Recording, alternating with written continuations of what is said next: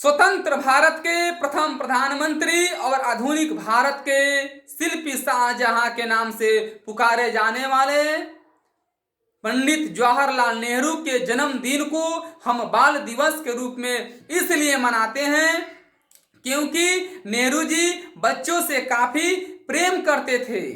बच्चे भी उनके प्रति अटूट श्रद्धा रखते हुए उन्हें चाचा कहकर पुकारते थे। नेहरू जी जब भी बच्चों के बीच जाते थे तो वो काफी उनमें घुल मिल जाते थे। उनका चेहरा खिल उठता था, वे खुद बच्चे बन जाते थे।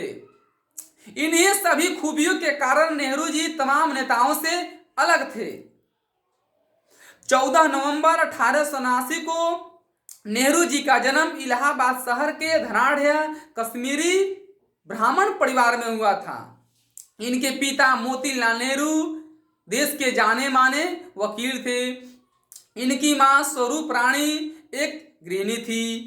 पंडित नेहरू जी 3 बहनों के इकलौते भाई थे। इनकी बहन विजयलक्ष्मी देवी संयुक्त राष्ट्र महासभा के अध्यक्ष बनी।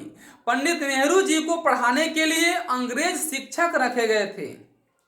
वे उच्च शिक्षा के लिए इंग्लैंड चले गए और 1912 में जब वे देश लौटे तो देखे कि देश की दयनीय स्थिति है।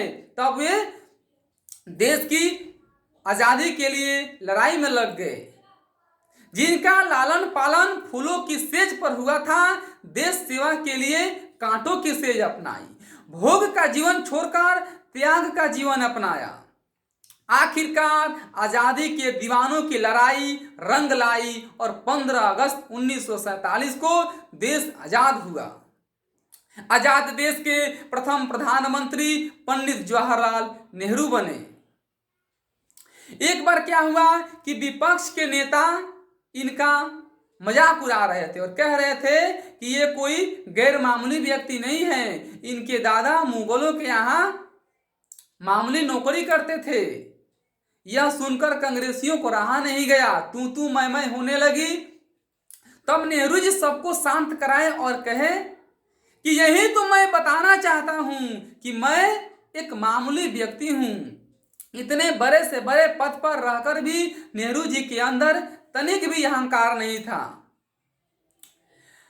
आजादी की लड़ाई में जब किसी के घर से कोई जेल जाता था तो उसके घर के बच्चे काफी परेशान हो जाते थे।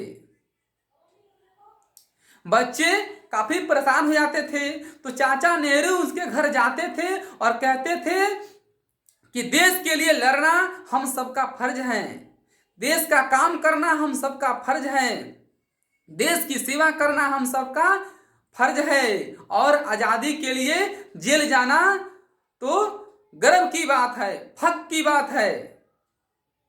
इस ऐसे समय पर जश्न होना चाहिए, न कि मातम।